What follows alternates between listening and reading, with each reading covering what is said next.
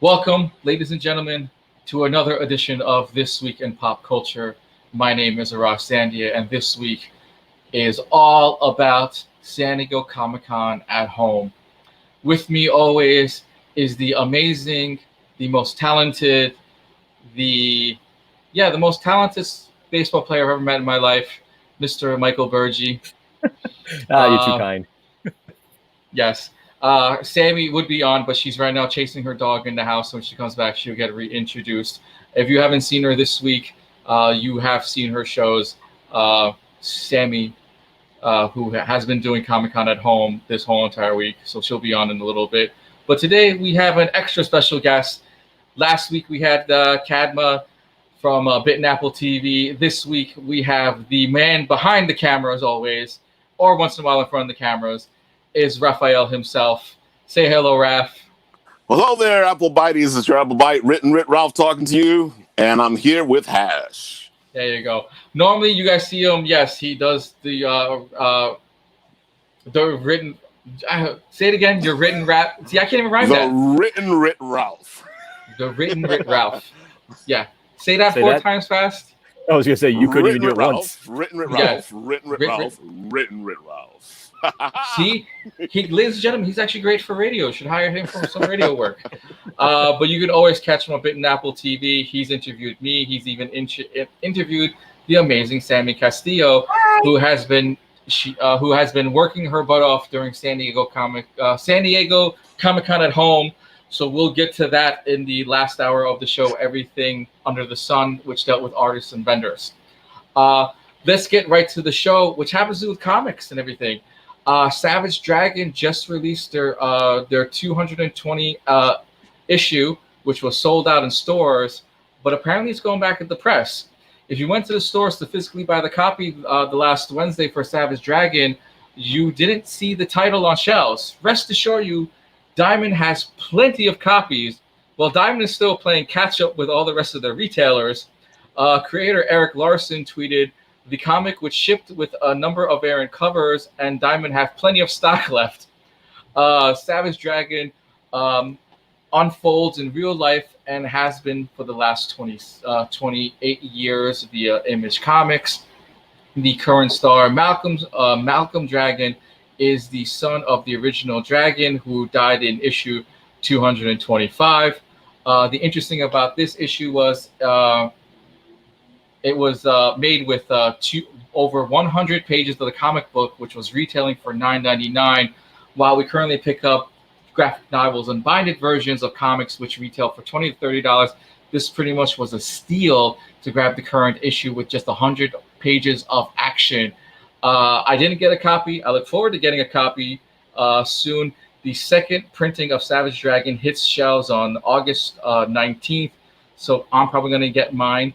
Rafael, what do you think of the Savage Dragon and Diamond not having enough copies for Wednesday? I don't know. It's funny because ever since the whole thing happened with the pandemic and this whole issue with Diamond happened, and then DC left Diamond, and I'm sitting there going, "What the hell is going on? Why?" It's hell. It's hell, yes. I don't understand why they're having so many issues getting the books out. They were doing a decent job before. Why are we having so many issues now? But they had an issue beforehand. If you remember, Diamond wasn't distributing during the pandemic. So while we can get our groceries and stuff like that, they stopped for several months. So this made DC just go. So.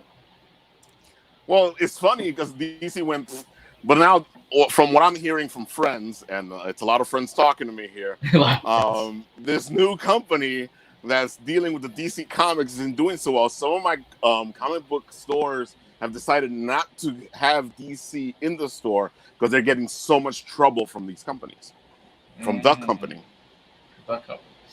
Well, someone who has helped other stores and distributors, Michael, what do you think of the new Savage Dragon? Also, it being 100 pages, really 100 pages for $10 can't, it's pretty much, it's a steal. Definitely is a steal. And Savage Dragon is one of those comics that's been around for a few years, so it's got a fan base on it. So for $10, there even new fans that are going to start following now for $10, you can jump in at a good price point. Exactly. That's like what, 4 or 5 comics if you think about it, really in one thing for $10, you're spending $4 a comic anyway. So you're looking at what, $20 for 5 comics. You get it all in one.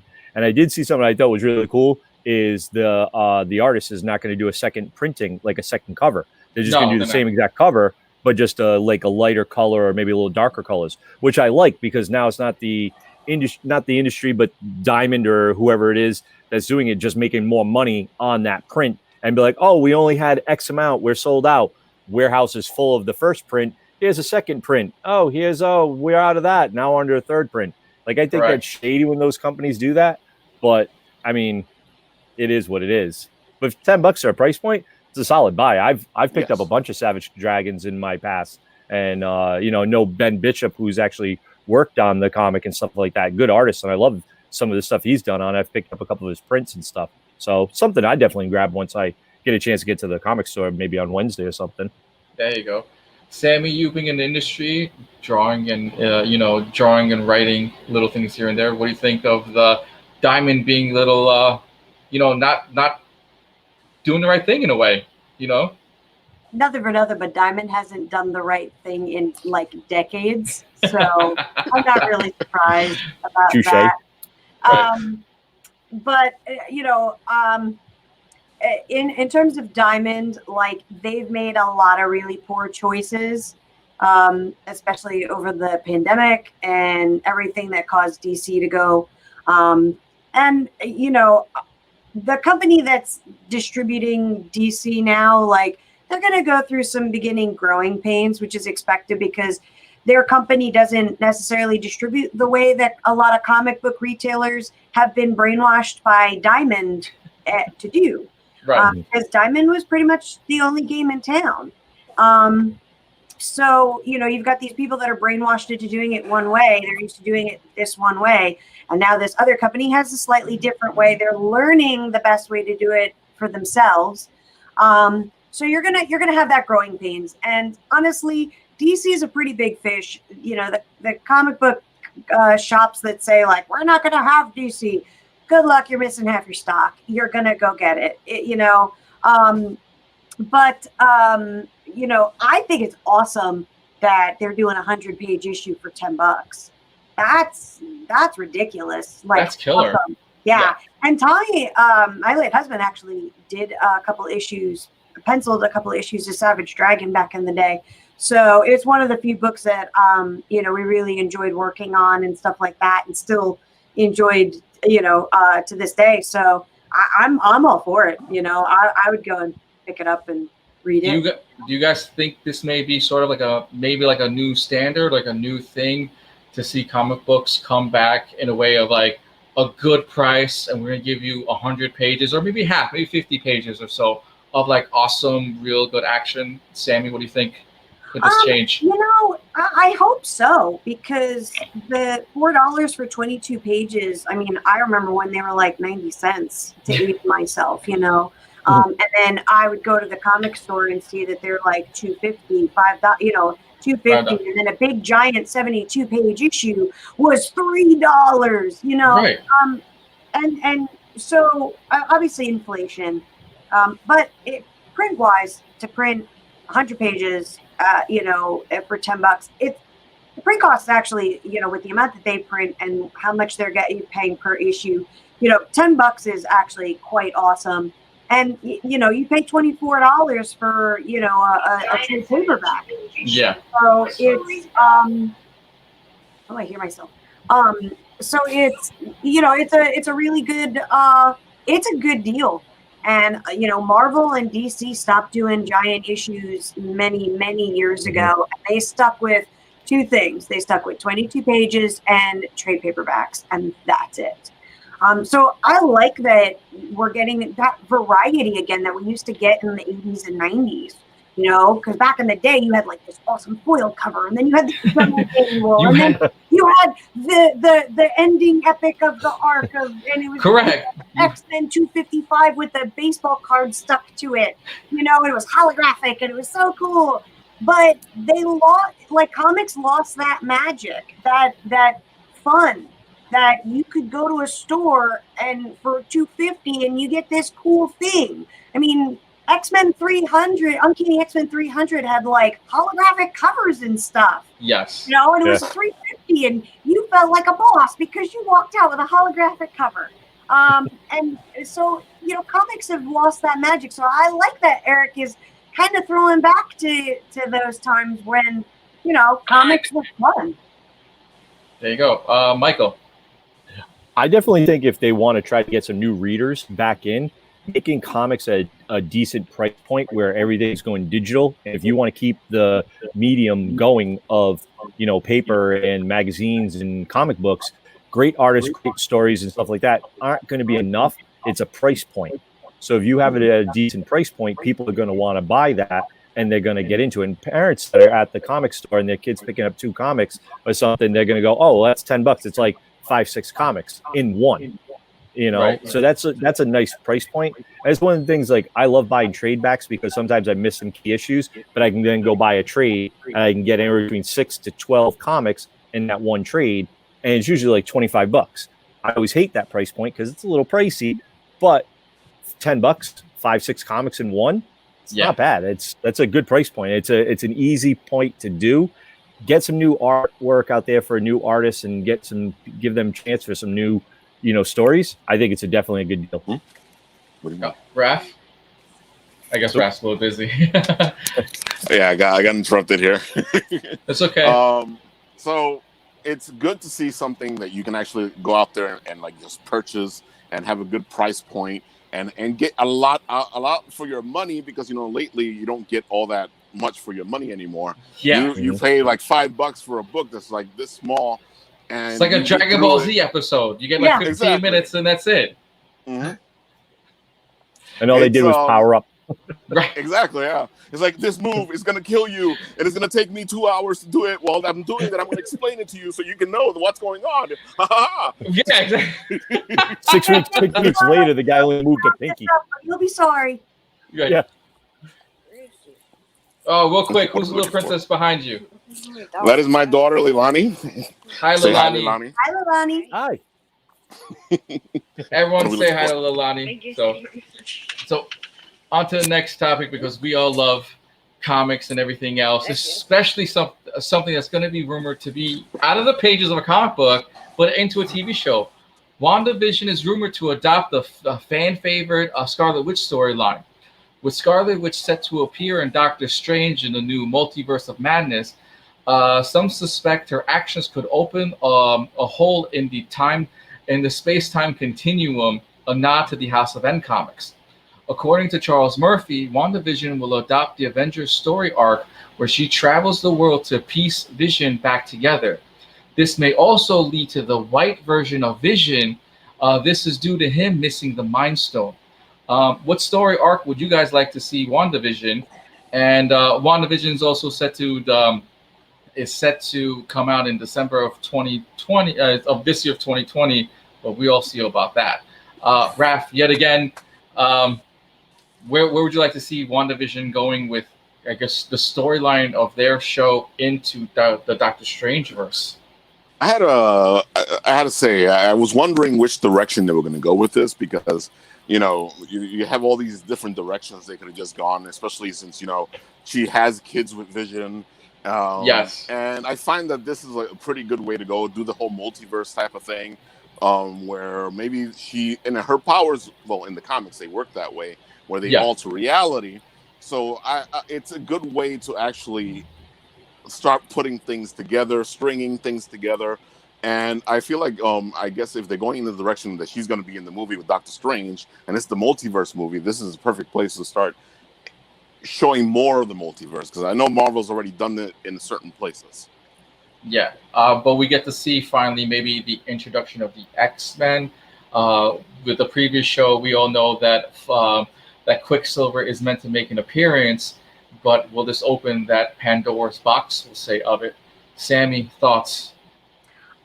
They're really smart to be pulling fan favorites of the comics. I mean, there's like 60 years worth of comics or more, you know, to pull from. It's also a really smart way to get her to be a character that we all know and love from the comics from her kind of weird origin in the films. Right. Because they just say, oh, her powers, bleh. Like they were given by the Tesseract. Okay, cool. But they never really clearly like say what her powers are. And she seems to get more powerful as time goes on. So who's to say that she can, discover that she can, like what she's really doing is manipulating reality, like her original mutant power. Because in the beginning, she didn't manipulate reality. She had magic. Right. And then they eventually turned it to her, manipulating reality. So I can see them moving in that direction as well and bringing her into the multiverse and stuff like that. Because again, that's how the Onslaught, she was a key character in the Onslaught reboot. She put them in she put all of the characters that they redid, all the comic lines that they redid. She put them in the little bubble. That was her. And she was a pivotal character in so many Marvel storylines to kind of clean up the mess that all these writers made so that they can move forward in a different direction. So I truly think that they're going to open the door to her manipulating realities and traveling and stuff like that. And piecing back Vision is going to be a key thing because it was a pivotal thing in her character through the films. And then opening the door so that she must potentially she could do something. And then the X-Men are in the universe now, as opposed to being in another reality. So something she's done along the way to manipulate, to get Vision back could potentially cause the X-Men to be there all of a sudden. I think that's a really smart way. And, her type of character, if it has to do with Vision, she had two things that made her do anything. One was her brother, who's now dead, and two, Vision, who's now dead. And she has that type of character personality, just like in the comics, where she doesn't give a flying F what's going to happen. As long as it brings back the love of her life, she's cool with it. And she's that character that would do that. So those consequences literally could be the X-Men coming in and, other things happening in the universe. So she's going to be a good doorway character to open up everything else. Michael. I absolutely love if they're going to do the House of M storyline. That was probably one of my favorite comics reading when I was younger because it introduced the whole thing where you had Spider-Man who realized something was wrong. Charles Xavier didn't realize it was wrong because she manipulated him so much, and he's supposed to be an Omega level mutant, and she had that much more power to trick Professor X in the entire universe that this was something. So I think having her as that type of level of a superhero, or possibly I think she could be the villain in a way with the Mind of Madness with Doctor Strange. Because wouldn't it be nice when she's totally fractured now? She snapped. She's seen her brother die. Chasing. She watched her brother die. She's watched the love of her life just get ripped away from her by Thanos. And yes, that she did, but Tony basically did what she couldn't do. So now how to think that's going to be for that type of reaction to her in a mental capacity, where in the House of M, she literally at the end of the book and just whispered, "No more mutants." And you had at the time, 70 mutants that were alive in the whole comic line. And it took how many years to get back to what it was? Because let's face it, Marvel was struggling with some of their mutant characters, and you can't keep doing the same over and over punchline. So now she could do that. What if she's mad at Doctor Strange and everything, and she goes, "You know what? You guys want more people with power? Everyone's got powers, and that's how we get the mutants." I think it'd be a nice touch. So maybe she could do that, and that's how we open up those worlds and get all the different realities where she's fractured. She's got all these realities, and she's trying to piece each one together to find her true, her true happiness. Her in a own way. true vision. Her true vision in a way. Yeah, exactly. WandaVision. It's her true vision. And I mean, I think it's going to be an interesting character development for her, even more. And then how she's going to play off with Doctor Strange, how they're going to introduce the mutants, which ones are they going to introduce? There's a lot of stuff and plus how this may set up for West Coast Avengers, which a lot of people don't know. Yeah, so I mean, she holds a key right now to a lot of stuff in the Marvel Phase 4. You know, she could be setting Phase 4, 5, and 6 right now. We don't know. So you're saying she could be the new Iron Man in a way where every storyline goes right back to her of where now this is the new beginning, not just through any storyline, but through Wanda, and how Scarlet Witch opens up that new doorway.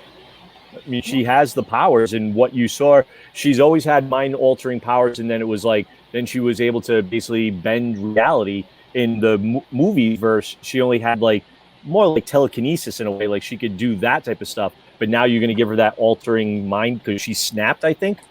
And she basically got her power from the Mind Stone in a way. Mm-hmm. If you think about it, that was from Loki's staff that they gave her the power. So now she's fractured. So it's interesting. It's going to be a good storyline. Mind and reality. That's we've seen it already happen in Thanos' hand. Not a great combination. And we saw that little thing. Speaking of, how about some live action movie? Apparently, a live action Mega Man movie is coming soon. I don't know about you guys. This should be interesting, as I say. We already got Mario Brothers. We got Assassin's Creed. We just got Sonic the Hedgehog. Would you be interested in a Seesaw live action movie video game again? The writer and director, Henry Joust and Ariel Schulman of Project Power are currently working on a script for the Mega Man movie. No word yet on where there's going to be a major announcement, but Jost seems to be in love with robots and the future of automation. For me, I can't wait for something like this to happen. I mean, I grew up playing the Mega Man video games on the Nintendo. I did enjoy the cartoon. I thought that was a great adaptation. But please learn from other movies. Please, what would you like to see in a Mega Man movie? Rafael, you as well probably had an NES growing up. Did watch the cartoon versions. Probably have a few Mega Man toys. It's funny because Mega Man has such a rich a rich story to pick from. You can go in any direction. It's an easy story. Yeah, exactly. Yeah. And I feel like oh, it's a no-brainer. I want to say it's a no-brainer, but I just feel like I don't have the right to say that because look. We've seen Mario Brothers crash. Exactly. And it's I don't know, it's just the fact of how are they going to make Mega Man look? Because we saw what happened with Sonic, and the first time they came out with Sonic, the way he looked the first time, it was all horrible. Terrifying. And I'm happy they listened to the fans and they changed it, and it made it a much better movie. But again, you sit there going, "What are they going to do with Mega Man? It's going to be like a weird tin hat, and he's going to be all blue or something." The idea would be probably close to Astro Boy, but Yeah, but it's like when you guys were talking about Apocalypse, I've seen cosplay that is better Apocalypse than the Apocalypse we saw for the X-Men movie. So, I want something that doesn't look like Apocalypse. Got it. So you're waiting to see what happens next, and you're waiting to see what the first rendition will be. Sammy, thoughts? I never was a huge Mega Man fan. So I don't I played like half of a game once. So I don't know the whole Mega Man lineage. The only thing that I would say is that when it comes to taking an 8-bit character and then turning it into a real life character, there's a lot of difference. And it either works or it doesn't. And if they follow with the same rough proportions, character design wise, and they don't make it too real, so they don't make it look like the dude is wearing like a Tron suit or an Iron Man. I mean, because ultimately, stylistically, that's what he's wearing. But as long as he doesn't look like a blue Popeye running around as a human, I think it'll be more successful. He's got rocket legs and Popeye arms. That's his character design. Right.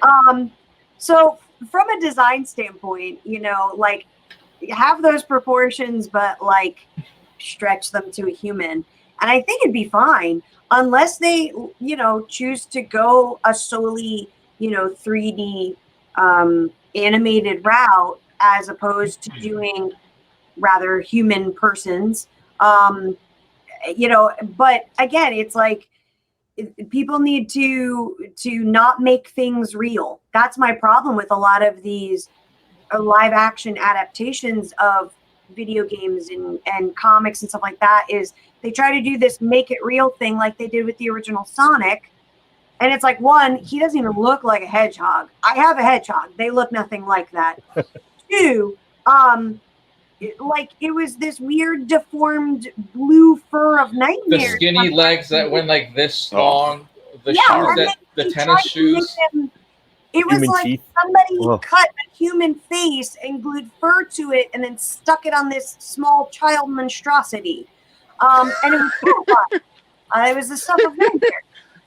Well, didn't they learn from Peter Rabbit? I mean, they did get the guy that played Peter Rabbit in the thing, and yeah, but that's the thing. Like, we have this certain level of disbelief coming into a movie with a blue hedgehog that wears red sneakers, and he fights a mad scientist. Yeah, I'm not expecting it to look like an actual hedgehog that balls up and runs rather quickly. So keep it closer to, what we know from the games, but bring that aspect to life. I would even accept it more if they made everyone else look human and then gave Mega Man the cartoony shape and explained why he looks like that. Like he's a robot or an android or something like that. That made sense. That makes sense to me. So, and we have the technology to do that anyway. So make him a freaking android. Right. Make him an android. Who cares? Nobody's going to know. I don't even know the actual character. And he's with the movie with a little visor, and he goes pew pew pew, and he runs on a side scroller. That's all I got. So with a movie like Alita that just came out, there's direction or some sort of way that it could be going. But Michael, I was gonna say I actually liked Alita. I'm sorry. I liked it. I did too. See the need to. I didn't see the need. I'm not saying it was a bad film, but I just didn't see the need to make her look like an anime character for no reason. That I agree. Visually, it made no sense because everybody else is human. In the book, she looks like a human, except she's got the porcelain body. Yeah. But she looked like everybody else. You didn't know she was an android until that was the whole aspect of the character. Until you saw her fight or whatever, and busted out with wings and guns and stuff. But you have everybody, literally everyone looks like a human except her, and then she has this weird anime face. They took the actress, and then it was a freaking Snapchat filter, stuck her face in it and said, "This is what we're doing." And it makes absolutely no sense. If there were other androids with the weird proportions, great. But she's the only one that has them, and then everybody's like, "He looks so human. Her eyes are bigger than my glasses. What human looks like that?" So you break the suspension of disbelief by trying to make it cool. All right, we're going off the topic even from Mega Man, but just the idea. Michael, go ahead. To go with Mega Man, I actually can see them doing it where he has something like probably nanites. I would see that his hand cannon, because you're not going to have a character running around with just a hand cannon shooting things in the game. Depends on how they make it. If they kind of go with the Sonic that the internet bullied the studio to basically make the correct version of Sonic the Hedgehog. Yeah. I think if they could stick with that and not go, hey, we're going to make this a serious, video game adaptation, make it a little more comical like what they did with the Sonic the Hedgehog movie, and do that and add those jokes that fans like us have grown up on Mega Man and have played that since we were kids. Hold B to get a power-up jump. Yes. Yeah, something like that. Maybe the second player holds A or B. I forget. Was it A? A and up, and then he got the power jump. Yeah, and then something like that. Maybe he's like an android, like Sammy was saying, and he's built with that where he's got the nanites. He turns into a cannon, and then he's talking to someone. They're like, "Oh, we need him to do a power jump." And they're like, "Well, how do you do it?" He's like, "I don't know. Hold on." They're the keyboard person in a studio. They hit a button, and now he jumps up higher. You can do that to add some stuff to it. It's a disbelief. You know, we don't want to go in there. I don't want to expect to see a 15-year-old boy that's you know, an anime character that shoots a cannon, and it's like she's saying, pew pew pew, and he runs around and he's battling Dr. Robotnik, I think it is the character's name. Dr. Wiley. Wiley. You know, and you got to get that character to be like that. You know, so do it right. The crazy, kooky with the giant mustache. I mean, you got Dr. Robotnik and Dr. Wiley literally sporting the same mustache going across to here. You know? You know, and I mean, I think there's certain people, like, I would love to see somebody like, honestly, like a Weird Al Yankovic playing Dr. Wiley. Look at him with his weird hair. You give him that little mustache. He's got that evil look. That's pretty good, yeah. Weird Al Yankovic, something like that would be perfect. Or you have like, he's crazy and kooky. You could see him pling the accordion or something in the background. Exactly. Just because he loves robots and he loves the future and he's like that quirky weird guy. You know, something like that. I think he would be perfect for it. Like Weird Al, if you get it, I've voted for you. I hope you get it, man. But you know, right, let's campaign for it. Let's campaign for it. You know, he just did an awesome version of a song for Hamilton. Like he mixed something, and it looked amazing, and he did a great job with that. I know, but you know, he did something. He's like, this man does some great stuff. Put him as that Dr. Wiley. He'd be great. But I'd like to see. And you got great credits. He'll probably play a crazy song at the end of the credits. Oh, yeah. You could definitely have him do something, span how many years of Mega Man, and he could do a song on that with the accordion and do the music that you get that music, that theme song. You were hyped as a kid. Like it was the best things. So, I mean, I like it. I think it'd be great, but we'll see. Nice. We'll see how Hollywood messes it up. Speaking about some possibly strange casting that probably would have happened. Constantine producer details unused sequel plans which included Jesus Christ. Wait, what? A holy war?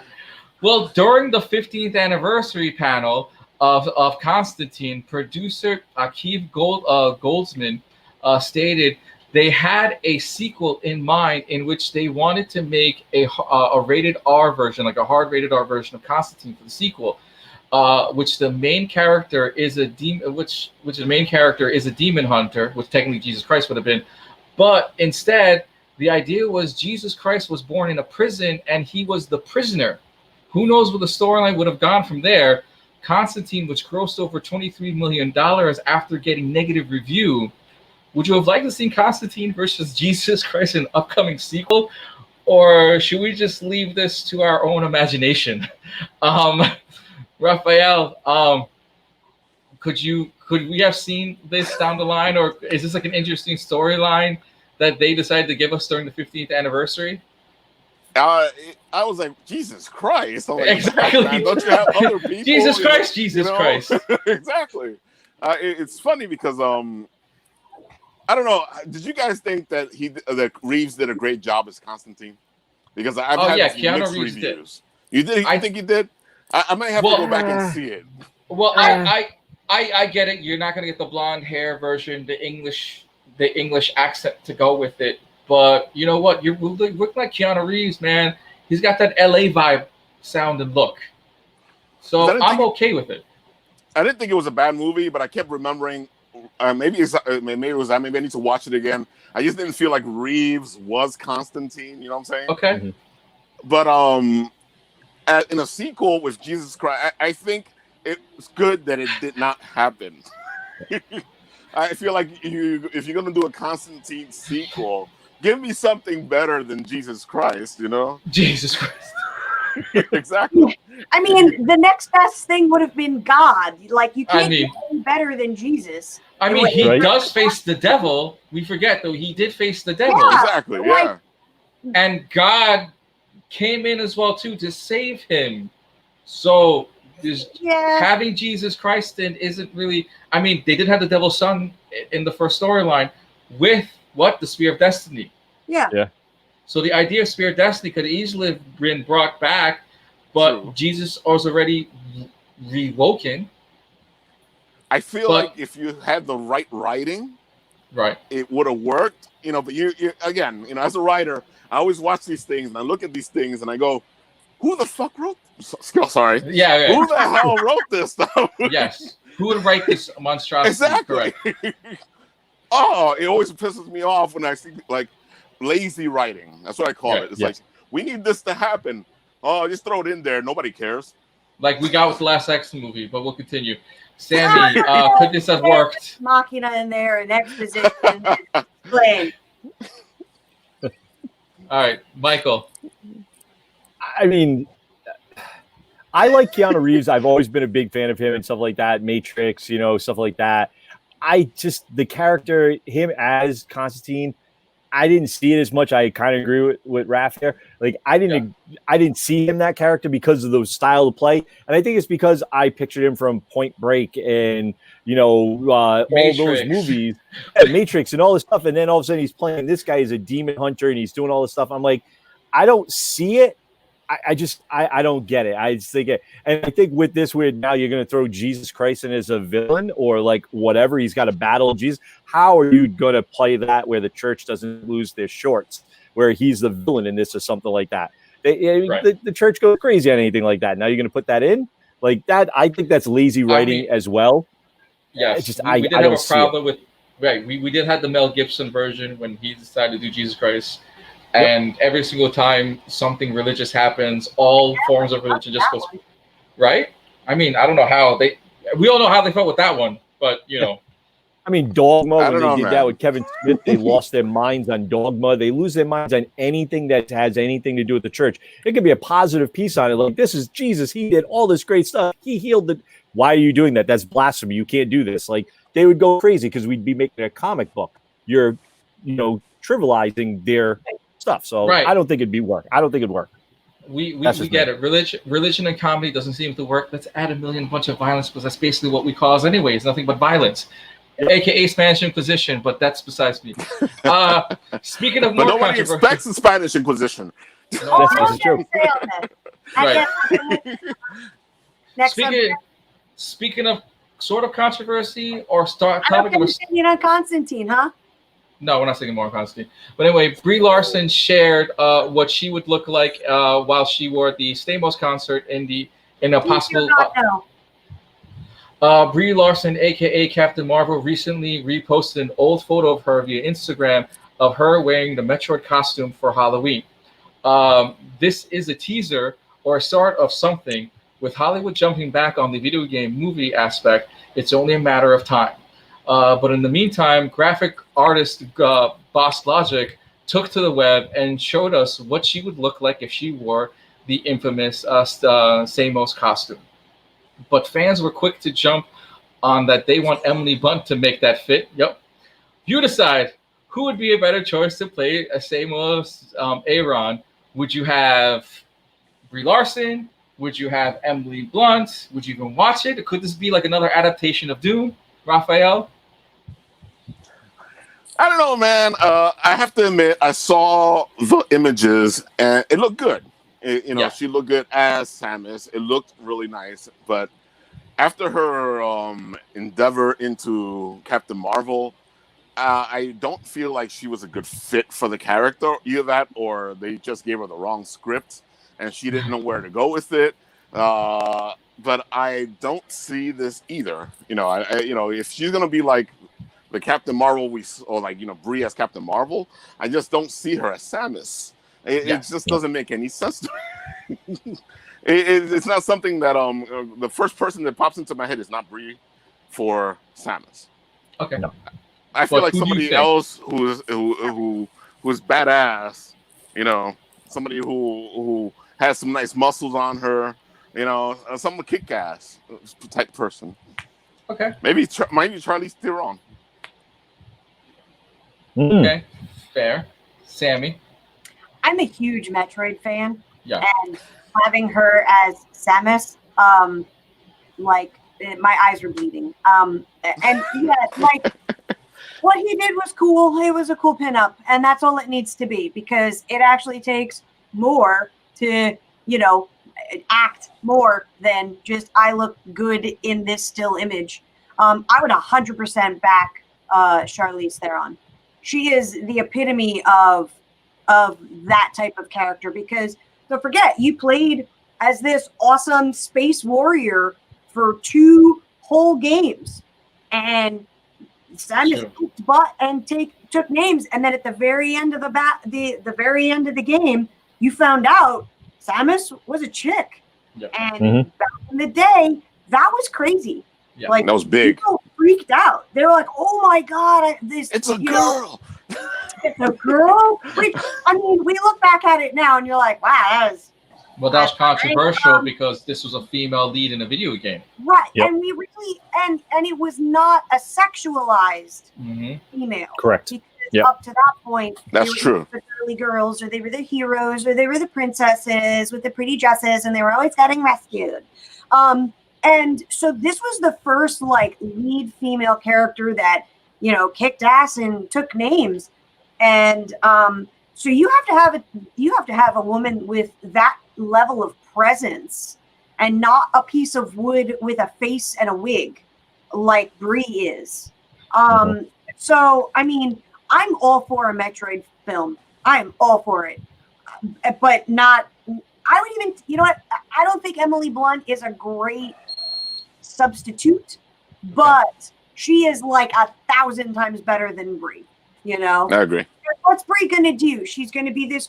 She's gonna play like a piece of wood. She's gonna pose a lot in her thing.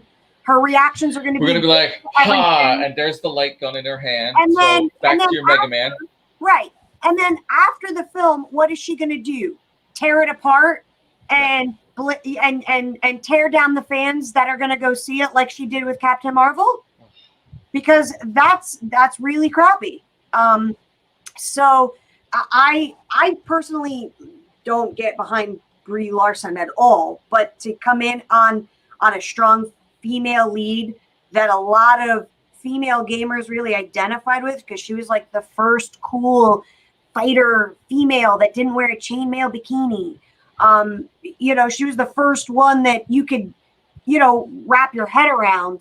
I want somebody that I want to be when I grow up, and that's Charlize Theron. Yeah, I would take Gina too. I mean, I would take her too. Yeah, I loved her in Mandalorian. She's awesome. I would take her. Yeah. Ooh, actually, yeah, I could see her than any other character.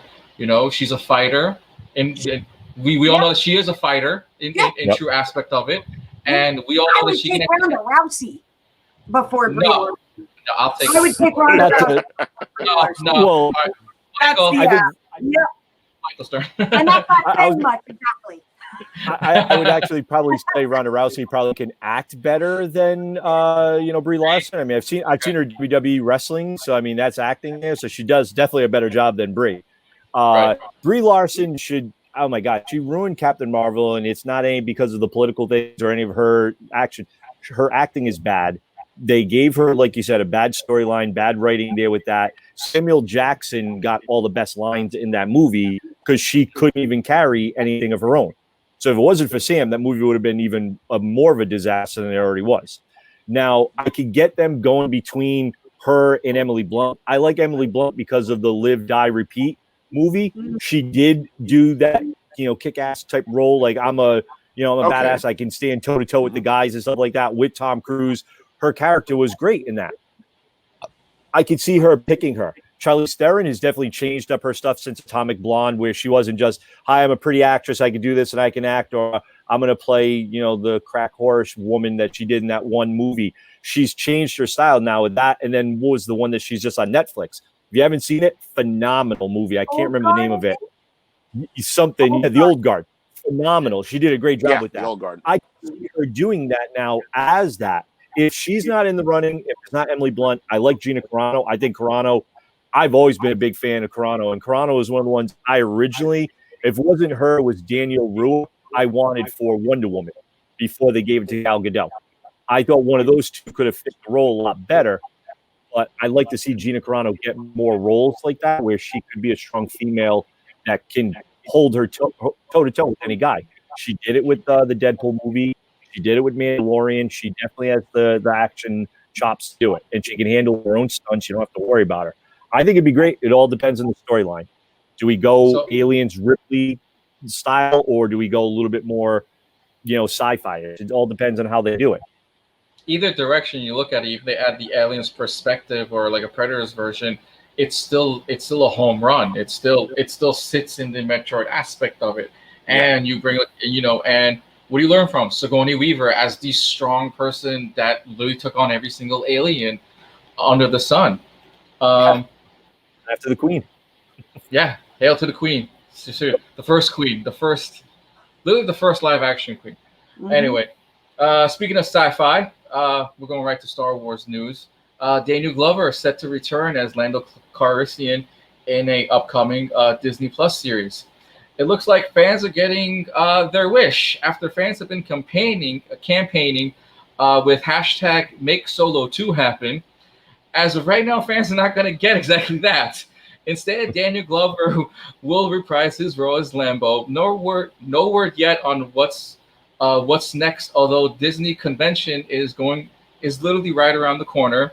While we have no details from San Diego Comic-Con at home, it's only a matter of time that Disney has their products and projects. Hashtag we want more, and just blow our minds out. Could we see a Lando Calrissian Chronicles? Will Han Solo return? Is this a prequel to where we get the plot of the Millennium Falcon? With the series happening, could this lead into to Han Solo 2? Who knows? But we're all in anticipation with Disney's convention happening not too soon from now. Raph, could you see a Lando series? It's a great character. I feel like they've never done enough with the character. And, I always thought they were like, when the new Star Wars came out, they're like, look, it's finally a black character in Star Wars. And I was like, what happened to Lando? Right. Lando was there a long time ago. You're telling me, oh, look, finally a black. I'm like, he was a main character. He was badass. He was smooth. Right. He was played by Colt 45 himself. I think you can't have it better, man. This guy was the smoothest man on the planet. They should have gave him his own movie back then. Right. I would have loved to see a Lando movie. Right. You were like, hey, back then, besides messing it up, give us a Lando movie. Exactly. Yeah. And We got the Ewoks. Yeah, Glover. Yeah, exactly what we got, the earwax. And Glover's a good guy. I like his acting style. I like what he did with the character, and I would love to see what Disney Plus does with a series with him in it. Sammy. I agree. He was the best part of Solo. I mean, nothing for nothing, but I hated that movie. The only good part was Glover. He was a perfect young Lando, and I would love to see him, do a show, because he had a lot of side adventures and stuff in the books, and all of there were tons of books about him and stuff that they did on the side, to help the rebellion and smuggling and stuff like that. So they have a lot to draw from. And, nothing for nothing, but I'm tired of the Skywalkers. They're super overplayed and everybody attached to them. Show me the world, of Star Wars. It's a galaxy, millions upon millions, thanks, of, storylines and things that can side tie in, like Rogue One. Right. I want more of that. I want more of Mandalorian, but I would you don't want Jedis. You want a storyline. I mean, even if you do Jedis, explore the Jedis, because there weren't just like everybody forgets. There's the Orthodox, Jedi, which is basically the Yoda and the Council. And the rest of them. Then there was Sith, which of course were the bad Jedi, but then there were gray Jedi that got married.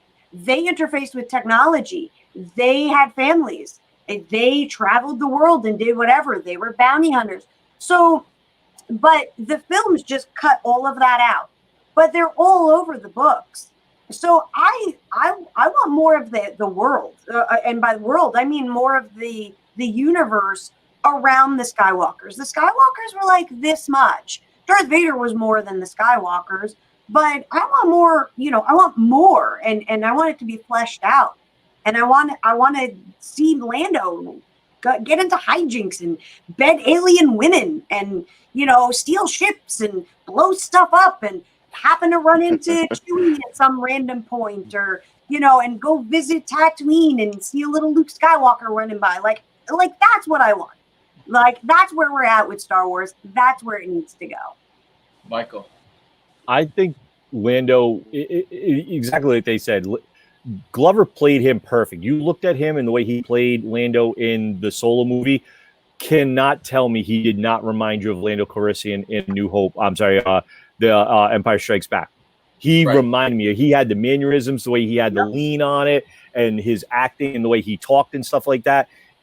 That's a smooth brother, man. He did a great job with that. Having him more, he was the best parts of that movie. And I'd like to see, how did he get the Millennium Falcon? What other storylines does he have?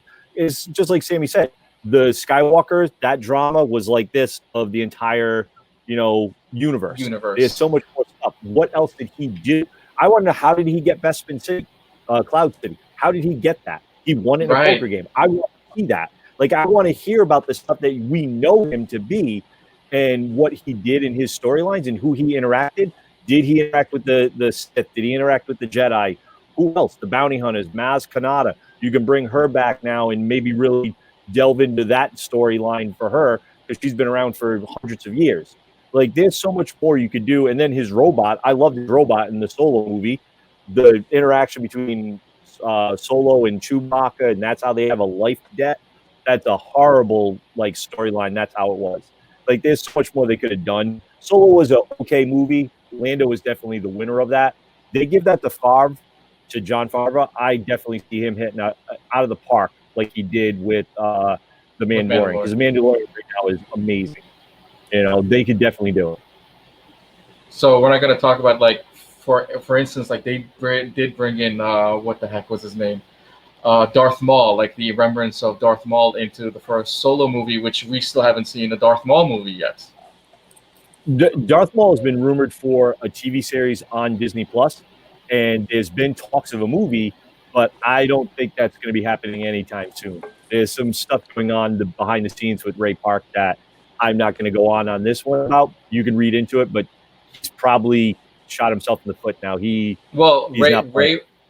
Park will physically not play him, but he did physically play the rendition, the animated rendition. So if you watch the current animated series, those moves are Ray Park's moves. So he may not be the face of the voice, but when you think of Darth Maul and those fighting moves, those are Ray Park's moves in the latest. Yeah, those are some killer moves. Yeah, especially for the last 4 episodes replacement.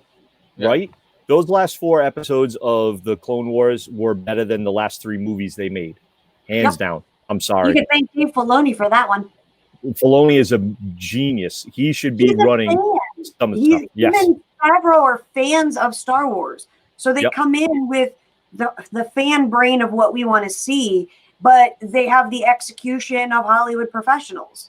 I mean, and Favreau knocked Iron Man out of the park. He helped Avengers and helped Marvel get that off the ground with Whedon. Now he's doing that there. Get rid of Kathleen Kennedy. Give him the reins. Let him go. Bring in Lucas as an advisor. Do it and go with it. Filoni's this number 2. You have a $1 billion movie every time it comes out every 2 years, which they're talking, 2023 and 25 and 27 for the next 3 Star Wars movies. Maybe we get a Lando movie. I wouldn't mind it.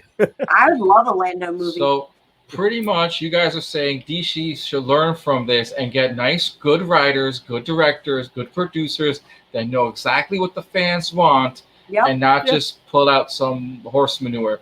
Speaking of DC, we're about to get to the next couple. We're going to have a lot of talk about Snyder and manure, just DC. Yeah, DC manure. Speaking of the sandstorm that is DC and everything, everyone has just seen Zack Snyder just pretty much go on every single panel under the sun that is Comic-Con this week. Not only was he on DC stuff, he also joined Ray Fisher. But Ray Fisher, Cyborg himself, he didn't have a lot to say. Ray Fisher says Josh Whedon is probably scared for the truth to be coming out. This is the tie-in to the Justice League movie.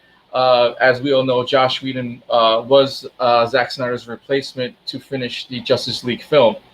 In a statement during Saturday's Comic-Con at home panel, that he would like to distance himself. He treated the cast like crap and in an unprofessional manner, and it was not acceptable. When pressed at a matter, Fisher stated that he is under undisclosed agreement, and this begs to be answered. What really went on at that Justice League set? And are you surprised that there is little to no, let's just say, behind-the-scenes footage of this film? Raph, are you even surprised that even when the film came out and we still discussed about this, that there's little to no behind the scenes? There's no clash between cast members. There's no happy times. You know, That's we got actually- to sit. Yeah. Go ahead. That's actually amazing. Because, you know, all these other movies that have come out, you have all this tons and tons of behind-the-scenes stuff. And you're like, oh, my God, look what happened here. And look what happened there. And look what... And yet, nobody even talks about half the stuff that happened behind the scenes in the Justice League movie. You know, it's just kind of weird. Right. Sammy. You know... Oh. No, go ahead. No, go ahead. Finish up. Yeah, go ahead. No, it's just like amazing that you have such a major motion picture, and we see stupid motion pictures come out, and you have behind the scenes stuff for that, you Right. know. And we're gonna have this major motion picture, this major DC thing, and you don't have anything else to give the fans. You know, there's something up with that. There's something strange. There's something strange in Sammy's neighborhood. You Well- are next. If Cyborg is under an NDA to not talk about what happened behind the scenes, Yeah. I'm going to say it once because it's applicable. It must have been a shit show. Yeah. Because films don't like you're on an NDA to like not talk about the film while you're in production and not, you know, when it comes out. You know, Yeah. you can't talk about it. Right. But if you have an NDA to say you're not allowed to talk about any of the production, something really bad must have happened. Somebody must have been a prima donna. Like that's, I mean, and I don't know anything really about Joss Whedon aside from his work. I've never met him personally. Of what I've seen, he's good with his fans. But just because you're good with your fans doesn't mean you're good in anything else. Right. So, you know, it makes you wonder, like, he had his ego inflated so much from Disney that did he roll on in like he was, you know, the second coming and said, it is my way or not at all. And Right. then was just a giant jackass to everybody. And then the studio had to put a clamp down on it because, I mean, because you can see films, you know, and you see when there's stress behind the scenes, but you still like get snippets of it here and there. But if it was so bad that his pickup shots had no behind the scenes footage released, Yeah. like, he must have been a tyrant.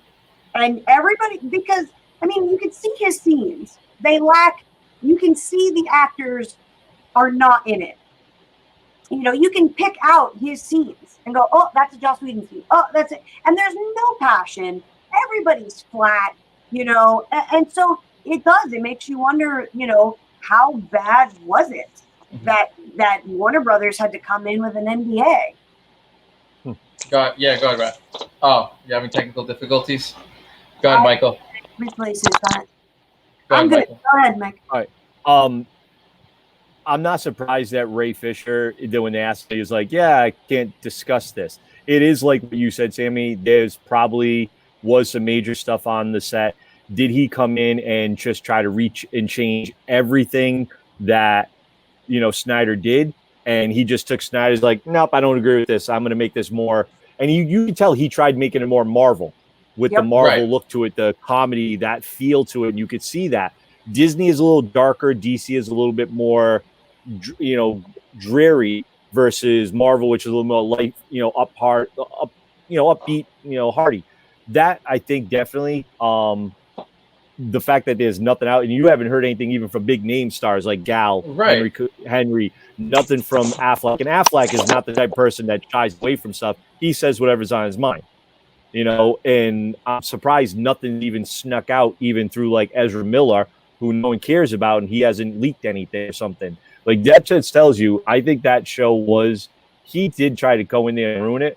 And he did a great job with Angel. He did a great job with Buffy, Firefly. Like all of the stuff he's done has been fantastic. But I think he did tyrant his way into that movie. And I think you could definitely see it. Like she said, flat scenes, flat acting, and then you could see some of the scenes that were done by Snyder. Everyone had more upbeat. They were more, they looked like they were more into the movie. And Right. It sucks because I think Whedon's a good director. And it would have been nice for him to do that and maybe fix it. I think Nolan would be someone they need to bring in if they weren't going to bring in Snyder. Should have brought Nolan. At least he had the Dark Knight under his belt. He kind of had an understanding of the DC universe. Would have been a better choice than bringing Whedon from the competition and have him fix the issues. It just didn't work. There's no doubt. It did not work at all. Yeah, but Christopher Nolan wouldn't have worked either because he legitimately had a 3-contract deal to do an offshoot Batman, which is exactly what he did and not be part of the DC universe. Right. So it'd be interesting to see what he would have done if he had to make a movie or be part of a post-production or part of a production that had to have a larger storyline. We all know that he does short films that have meaning towards his vision, towards something. This is not his vision. I don't see it completely working. Even granted, if they do open up that multiverse of Batmans, I don't even see Christian Bale coming in as well, too, because it'd be completely offshoot from what that Batman vision was. But having Nolan, who actually worked with DC before, and then bring him in where he have a rapport with DC, where you have Whedon, who's never worked for them, and he's trying to make his own. What was it? He worked with Schumacher, I believe, right? He was with Schumacher. Stanley, what were you saying? But I don't know why they felt the need to bring him on when they had the director of Wonder Woman doing the pickup shots. Yeah. So why couldn't you just let her do it? She has a closer directing style to Snyder more than Whedon did. Or were they just bringing Whedon on as a name? Like, haha, Disney, we can get him. So here's the mess up or the mindset we're going to say. The reason why they brought the director for Wonder Woman was to do the Wonder Woman shots, to give it the woman shot, not to give it a chance to film the rest of the guys. I know how sexist and stupid it sounds. It does. It sounds completely stupid. But that is exactly how it was. And they brought in the competition in hopes of getting the Marvel fans to get behind it. So not only do you have a sexist mentality of it, where she could have picked up on everything and went shot for shot of what exactly he wanted, and given that extra product, or her calling him back saying, "Oh, we just did this scene, go and check it out," or vice versa. Yeah. But you have this crazy sexist mentality of, we got to get the woman to do the woman's parts only, and that's about it. The girl parts. Right, and then we'll do the other parts. And we're gonna have Josh do all the guy parts, because you saw how sexist those were. Because we saw the thing where Ezra Miller fell on Wonder Woman, and it's the stunt double because he thought it was the most dumbest thing possible.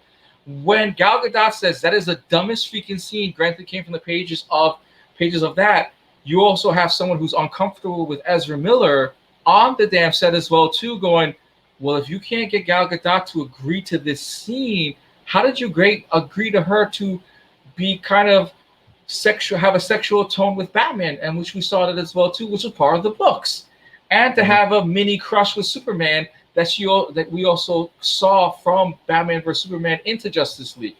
So that was also very dry, and you couldn't get a female director to go, by the way, Gal, we need you to be a little more sexual in a way with Batman and Superman, which we didn't get.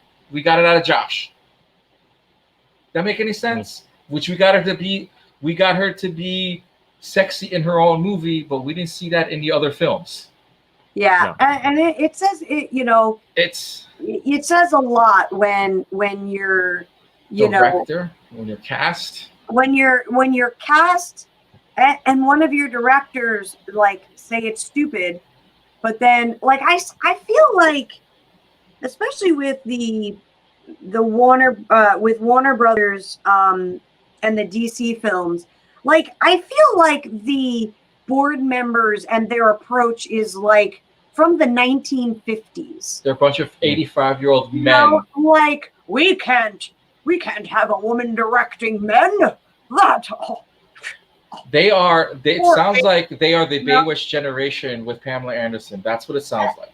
And like then you have Marvel, where I mean, and I can easily see, you know, Disney, even though Joss had his 2 or 3 movies directing, nothing for nothing, but he had a Disney hand up puppeting him, right? And he was leashed. He was leashed. Yeah. And so you really get to see, like, Warner Brothers saw that and went, oh my God, you're a genius. And then they said, well, here, go do that, but with our film. Go and fix our problem. Awesome. Yeah. And just ran amok. So and basically go and say, I'm not going to listen to this person. I'm going to do it my way. Right. When in reality, he didn't even do it his way when it came to he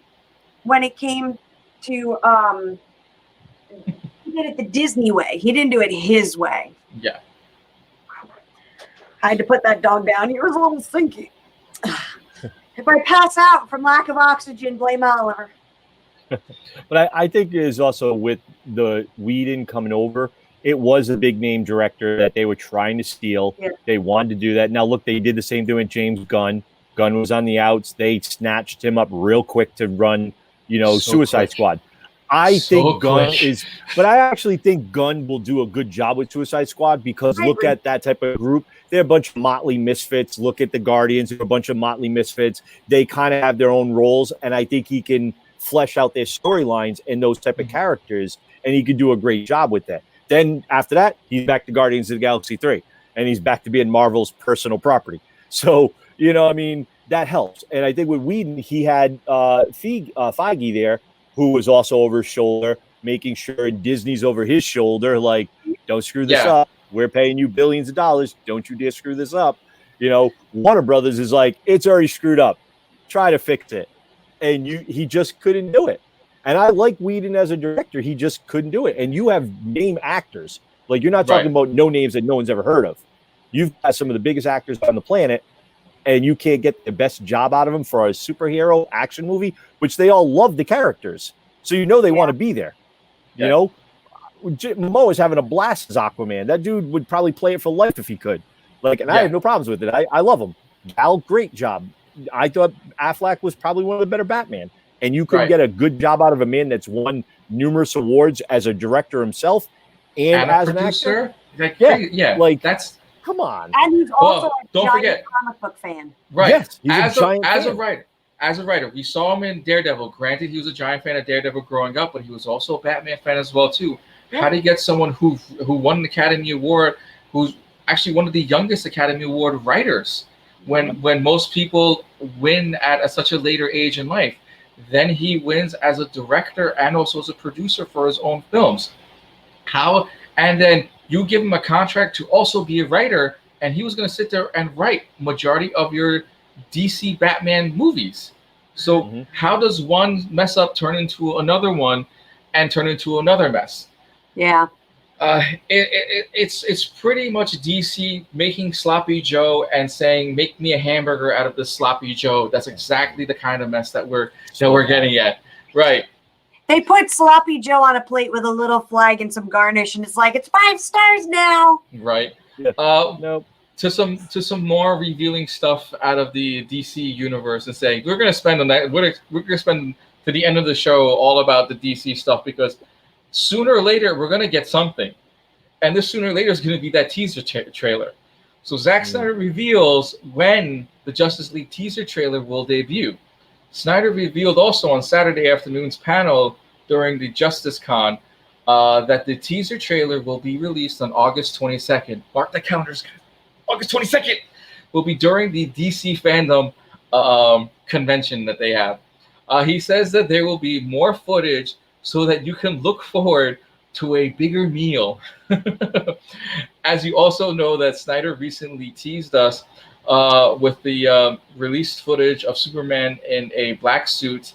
The August 22nd will also find more of the Justice League film, or he also revealed also on this 22nd, will this be a movie or a series? So we'll find out there. What did you guys think of the DC Snyder teaser of Superman in the CGI black suit? Would you like to see this as a movie or as a series? Well, I would like to see Rafael talk about this. He's currently having some technical difficulties. We'll start off with Sammy. Sammy, did you see the CGI black suit? I saw an image of it. Right. And could you see this as a movie or a series? Let's go with both at the same time. I thought the suit, the CGI suit. Yeah. You know, I mean, I always loved Batman's black suit, Right. Superman's black suit, because he's such a Boy Scout, and then seeing him in that, opposite thing, it just makes him just cooler, in my opinion. I would kind of like to see it as like a mini series, because it's establishing a whole line of other films, and Right. I would hate for them to rush it and squeeze it into like a 2.5, 3 hour film, when they can go, oh well, you know what, let's do 5 1-hour episodes or hour-and-a-half episodes, and we'll do 3 of them, or 4 of them. Mm-hmm. So that also allows the character development to, and development of characters and relationships, rather than in the film where it was just slapdashed up. There you go. Good job. Right. From the comics, this thing happens. So, there it is. Let's move on to our next plot point. I kind of dig the idea of a series, especially when that's sort of the way we're used to ingesting our entertainment now. Right. Netflix and streaming services. Even before the pandemic, I was trying to think of the last time I went to the movies.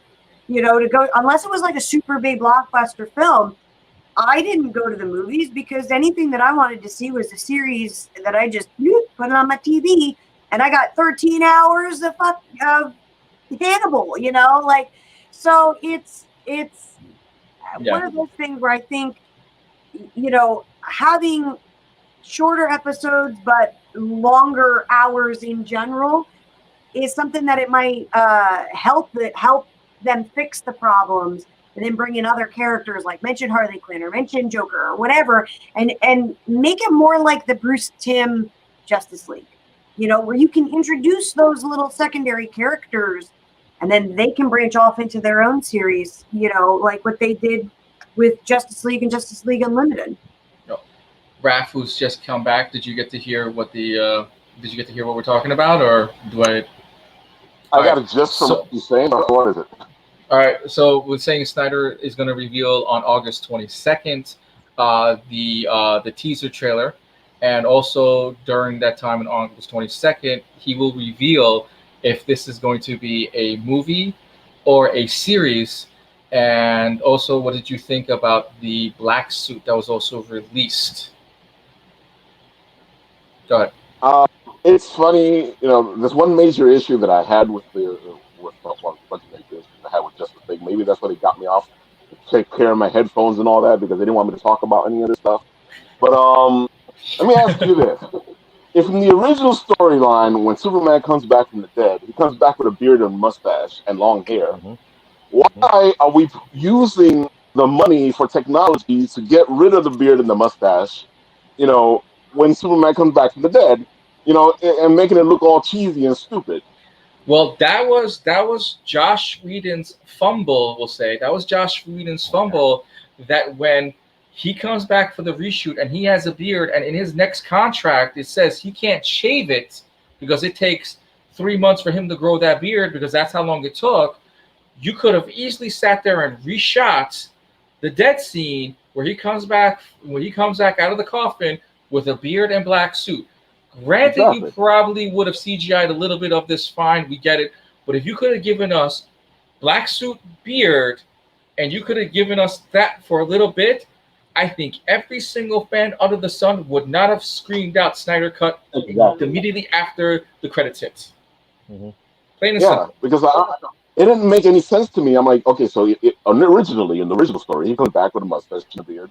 So why are we doing all this stuff? We could have just have him come back with the mustache and the beard, and Well, that in would the have taken com- care in the of in the that. comic books, he didn't have a mustache and beard. Later down the line, when people had the turn on for beards, and DC went back, and that's when I they swear he came re-released. back with it, but He came back with long hair. You could have read it into the story anyway. Yeah, Right. He he came was back in with there hair. long enough. Yeah. Yeah, the That man was grows an easy hair. right. Yeah. He's in hibernation, healing himself. You know, Mhm. his hair's gonna grow. Yeah. Exactly. That was an easy right. I was like, dude, man, we need to fix this. Dude, when it comes out, he has a beard. Boom, fixed. Well, the That's- he did, Mission Impossible after that, and Yeah. that's where he had the beard. And the whole thing of that was, they Also a Warner Brothers movie. yeah. So Yeah. what happened was they had Whedon wanted to do reshoots with him, so the director of Mission Impossible said, "Okay, we will push his stuff back 3 months so that you can get these reshoots in." Then he went. Then Henry grew the beard and went and was filming. Then Whedon comes back to Mission Impossible director and says, "Oh, I need him back. We need him to shave." And the guy's like, "No, like we are ready to lay 3 months of our stuff for you. If you couldn't get it in 3 months, you're not gonna get it." Yeah. And so they said, "No, you either take him and he has a beard, or you don't do it at all." Yeah. And so Weed was like, "Arr," and then that's why we got the face monstrosity there. Oh god, that's horrible. The Superman with no lips monstrosity. I do agree with Sammy. Too, Yeah. if you didn't notice. Awful, man. The jaw going I do this agree with Sammy. way. I feel like one of the problems. Right. Michael. I do feel I like love just to finish up, I do feel like one of the issues that they have is that they try to push too much into one movie. I feel like if they would have separated it into a couple of different movies, they would have been able to get you a much better product. But they wanted to put all that stuff into one movie, which made the whole thing worse. So you agree that series would be so much easier just to save their own faces? Very basically, Sam agrees the same exact way. Yeah, that or Series. a movie. I see it. I see it as a series of movies, because don't forget, if you're taking a 4-hour footage, if he turns it into a series, you're looking at a longer footage where it would be literally close to a 6 to 8 hour, depending on how long these episodes are. But Michael, your food for thoughts. I would love to see them do it as a series because I think they could do it correctly, because you could do like an hour, 45 minutes to an hour or so, give or take, depends on how long it is. You make it a 6 episode, you got a good 2, maybe 3 movies kind of into one. And you could do that into a 6 to 8 episode series. If they do it right, honestly, I want to have the guy that did the voice of the Justice League introduce every episode beforehand, because I'm sorry, I think that'd be hilarious. Tell me that would not be hilarious, just to have that guy. Yes. Meanwhile, in the halls of justice, and you have that voice, I'd be like, done. It'll fit the comic book genre very well. Yes. Right. And the fans would be like, man, that's kind of cheesy, but I love it. Can't wait for the next episode to like have that down. Right. I think it'd be great. And I love the black suit because I bought every single comic when it came out for the Death of Superman in any covers, alternate covers, reissues. I had literally all of them. And I was like, man, they killed Superman. I'm going to have this. This is going to be a collector's thing. I'm going to make money when I'm an adult. I buy a house. Yeah, they're not worth anything now. It's kind of depressing.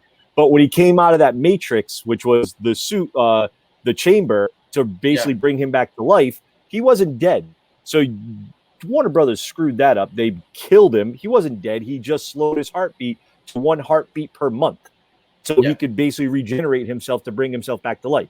He came out full Fabio style hairstyle, black suit, and he came out like that. And that suit was amazing when you saw it in the first cover. Now I see that in that trailer, and he sits there with Alfred. I so want to know what's going on with that scene. Where did he go? Was this right after they broke him out of the Cadmus lab? They brought him back to life. Did he take off and then he shows up and he wants to know what's going on with Batman, Bruce Wayne, what he missed in something? Maybe he trusts Alfred, or he doesn't trust anybody else because, Alfred's the guy that knows the Bat. Could it also be the missing fatherhood figure? You also forget that during Batman, while they had the first fight about Martha, they also, he sees that in Batman's world, Alfred is that father figure, his reasoning. Superman doesn't have a rhyme or reason for a lot of things. He has Lois Lane. But what is Lois Lane? She's nowhere to be found, and he doesn't use her for a rhyme, for logical reasoning, we'll say. Alfred is that logical reasoning. So does that introduce that little what Pandora's box are they opening up with that one? Yeah. Or you say that Wayne Corps had the technology and got the technology from LexCorp to do the thing. Correct. And his stasis pod was the Healy thing was in the Batcave. True. Yeah. I mean, it's interesting. I am looking forward to it. I want to see more on that on August 22nd. I am going to binge the ever-living daylights out of those videos all day. And I will literally be like frame by frame watching it, be like, that's what... Right, everyone's going to dissect. You're going to pause. Just how everyone dissected the photo that he released. Everyone's going to dissect that teaser trailer. Exactly. If we get 30 seconds or 1 minute, we're all going to sit there and be like, what do we see? Oh, yeah. I think he's going to do at least a minute and a half for that because he's not going to hype it up for 30 seconds. He's going to go a minute and a half, 2 minutes. But I think he's going to re-show some stuff from the original movie, and he'll throw a couple of key scenes in to do that. The black suit Superman is definitely one of them. We're all wishing for that. We're all wishing for that too. We're all wishing for black suit Spider-Man. I do want black suit Spider-Man. That's a whole other subject. All right. Speaking of footage that probably won't be used, Snyder will refuse to use the Snyder. Snyder refused to use the Joss Whedon shoots. He said, "I destroyed the movie before I use a single frame that I didn't photograph." To me, it sounds like Snyder had a whole storyboard planned out, and Whedon refused to shoot. Do you guys think? You guys also said as well too. You think that Whedon's footage will be used at all with the whole with this? Yeah, everyone's going no. Everyone agrees on no. Hell no. If we're getting a Snyder cut, it's not the Snyder. We're using Whedon cut. Yeah. It's Snyder. He's cutting everything out. He's going to recut it the way he wants it, and I think we are going to see a more polished and better story than we did with Whedon. Do you think that he's going to use the footage that the other director filmed, the female director? Maybe, but probably not. Maybe. Because the color, like Whedon's color palette and his shot frames, framing up the shots, they're all completely different than Snyder's. So, you go from this gray drab color scheme where the only real color that you see is the blue, the red, and the gold of anyone's costume except Batman. And Batman is filmed the way he's supposed to be filmed, where he absorbs the light. That's the only way Batman should be filmed. But then Whedon lights everybody like they're a freaking Avenger. And like everybody's got perfectly coiffed hair and there's no grit or dirt. I mean, watching Wonder Woman go into an action shot, you expected like some sort of hair mess up. If they made Aquaman any more shiny, I was gonna go blind. Okay? I really can't. I can't see Snyder using the Avengers wannabe Justice League. Right. I mean, maybe using some of the Wonder Woman shots. She shot very similarly, and the color choices, color coding and all of that was similar. So I could see him using some of the shots, like conversations or things like that. But her action is very different than his action. So I can't see him using a lot of her action shots unless it's like a quick, like, and then cut back to mostly mine, and then boop, there's a B-roll shot. Here's a B-roll shot. Right. I could see him probably to save time utilizing it as B-roll, but I wholeheartedly believe he's going to reshoot literally everything that they covered up. Yeah. Right. It makes sense to me because they have these deals with all these guys to come back and reshoot. So there must have been a reason for that. Right. They got 3 months. They got to have 3 months to figure. Snyder, in my perspective, he has a lot on his hands, and especially when HBO gives you the green light with all this money and says you got 3 months to do something, and all these actors are now stopped everything to go do 3 months of your vision. That says a lot of your cast, of your original cast, that now wants to finish your vision. Yeah. And you have Aquaman, you have Jason Momoa of all people campaigning for you ever since the movie was released, since day one. Snyder cut, Snyder cut, Snyder cut. Then you had Gal Gadot last 2 months say Snyder cut. We've done more than anything else. So that actually that says a lot about your cast. More on Snyder and everything too. It's the last topic for the Snyder cuts and everything. Snyder also addresses that the Green Lantern Corps will debut during the promo yet again for Justice League. This was his own fault. One of the shirts that were sold during the promo of Justice League included the logo of the Green Lantern. We all saw it. Everyone saw that damn thing too. But the Lantern Corps was only in the beginning of the movie, but wasn't part of the whole entire team. Apparently, there was test footage of Darkseid fighting a group of Green Lanterns. Would you like to see where the Green Lanterns were? Will Hal Jordan be in there? Was Ryan Reynolds in this movie? Or is there a group of different Green Lanterns to begin with? Raph, you go first about everything Green Lantern, about, who do you think will be? Will it be different lanterns? Is Ryan Reynolds in this? Because, who knows?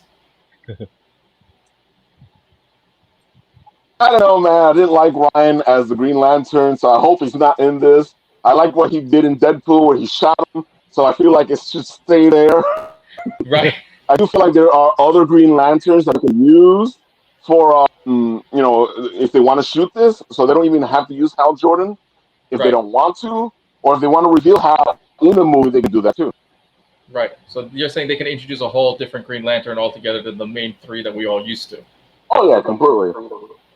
Yeah, because there's so many Green Lanterns that you can just use the corp itself to fight Darkseid, and that introduces the concept of Green Lantern, which down the line means you can get yourself a Green Lantern to come into the Earth, which means you're setting yourself up for a Green Lantern, which is pretty good. Yes. Sammy. I want the Green Lantern Corps into it. I mean, you're bringing Darkseid into it. I mean, it'd be stupid not to have it. Right. I mean, I seriously doubt Ryan Reynolds was in it. But I mean, head opposite of Ben Affleck, I think he'll take that paycheck. I'm sorry. I mean, you know what? If he wants to be in it, more power to him. But anyway, I think if they do the series, they do Justice League as like a mini series, bringing the Lantern Corps in because he's a intergalactic despot. That would be a really good way to pull a Lantern series out, like a Lantern Corps series out of the Justice League. And smartly branch off and make another series about it. I was never a huge, I didn't really follow a ton of all of the DC things. I was mostly like Batman, but I did read my fair share of things. And I love the Lantern Corps and the idea of it and, what I know from the cartoons and stuff like that. And it would be really interesting to have your main contact, instead of the lanterns that we know and love, like Hal and the other two, have it Sinestro. Introduce some lore into it. Have it Sinestro before he broke away. Like, how cool would that be? Like, he plops down and there's Sinestro before he decided to go dark, you know?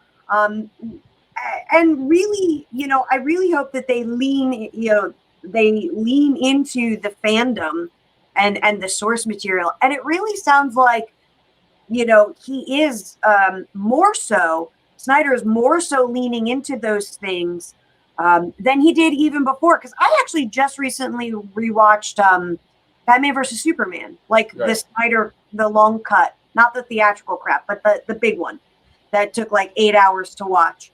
And there's some like throws, like I can go, okay, that's this, that's that, that's from that comic. And then watching what I know of to be Snyder for Justice League, he kind of was trying to lean away from the comic source material.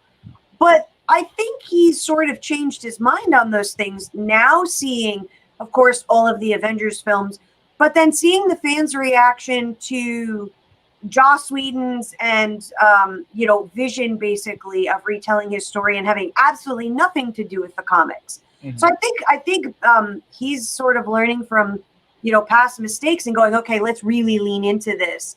And I hope he does, because having a Lantern in the Justice League is one of the staples. I mean, he's one of the Fab Five. That's like not having Batman in Justice League. Right. I mean, yeah, he was a part-timer, but still, like, he was a part of it, Pretty much you're saying you can't have Michael Jordan and Scottie Pippen without your Dennis Rodman, and Green Lantern happens to be that Dennis Rodman. I agree. Michael? I think they have him, like where they were talking about how they could have the Green Lantern Corps fighting, Darkseid. Is that with Kilowog? Is that with Sinestro, who was their greatest Green Lantern before he became, he found the corrupt power in the ring and became the Yellow? I mean, I think Kilowog would be a great guy to have in that. You have Oa. Are they fighting on Oa? Are they fighting on Warworld? Where are they going with that? There's a lot of lore that they could touch into, and showing that, where I'd love to see what they could do with Kilowog now versus that version they did with the Ryan Reynolds thing. That was just trash. Like, oh my God, it still gives me nightmares. I love the Lantern. Yeah. Like, I love the Lantern. It's one of the best ones out there because their whole thing is they have a ring. It's their willpower.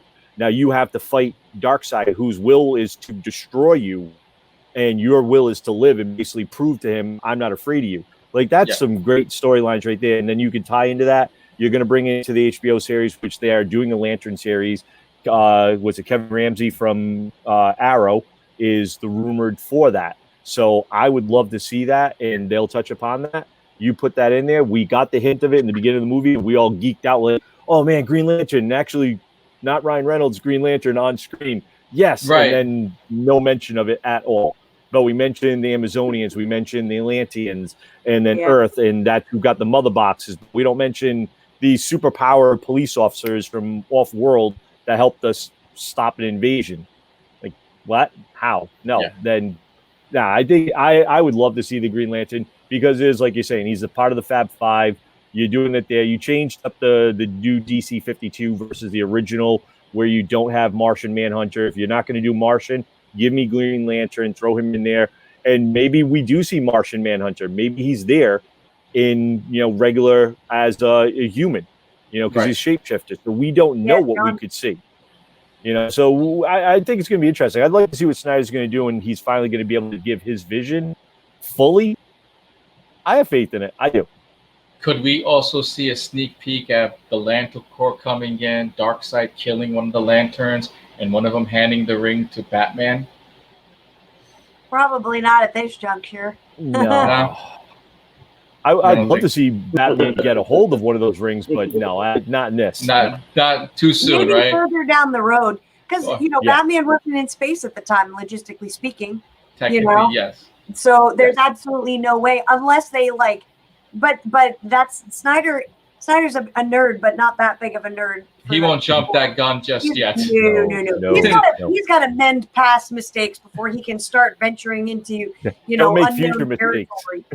Right. So could you see with the success of Justice League, could you see Zack Snyder staying as a director or being somewhat helping DC with their future projects? Or It depends. I think his tenure with DC is going to be based on the Snyder Cut and what happens with that, and then that's going to go, okay, yeah, he's going to be our guy, or it's going to go, cool, thanks for it. We now know what we need to do. Thanks for figuring that formula out. We're going to get somebody that works it and does it better. Right. Yeah. You guys, I think he's staying on board if he does it right, and if the fans are like, man, thank you, the Snyder Cut was just what we wanted. He might get that next picture deal from them, maybe a 1 or 2 picture deal to do some stuff, or maybe he helps Affleck with the Batman series that they want to do, or the Green Arrow. I'm sorry, not the Green Arrow, the Green Lantern series. He could get that. Maybe he wants that, where he could have a weekly show versus a big giant production where he has to tell this gigantic story in 2 to 2.5 hours, but instead he could flesh out entire storylines over 8 to 13 episode arc. I mean, I'd love to see him, see what he could do with it. If he does great with this, give him one of those series and see what he does, and have him kind of help out with the movies to give a little bit of his input. I think it'd be perfect. Raph?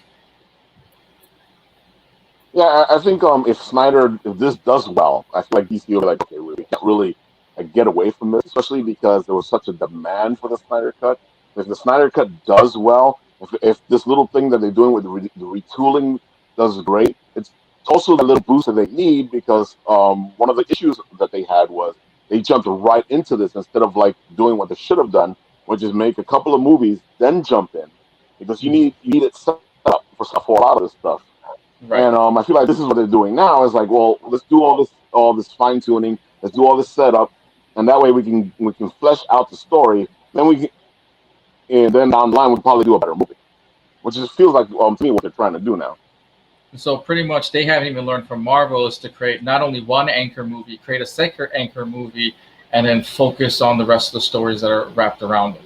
That's basically what all you guys have been saying pretty much. Mm-hmm. But let's get back into some more action.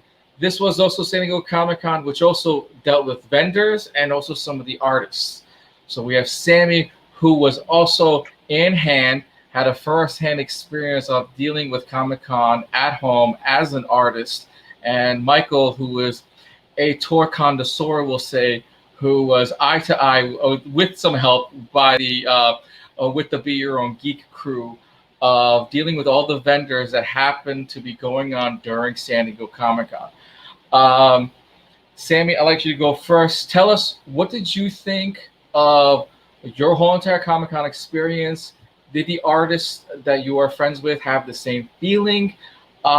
Did this have moments to grow? And tell us your whole experience about what you went through as an artist during Comic-Con at home.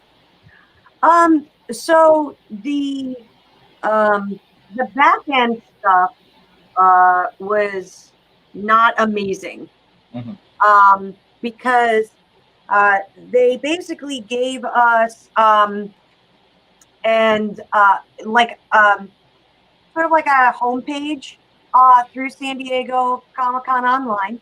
Right. And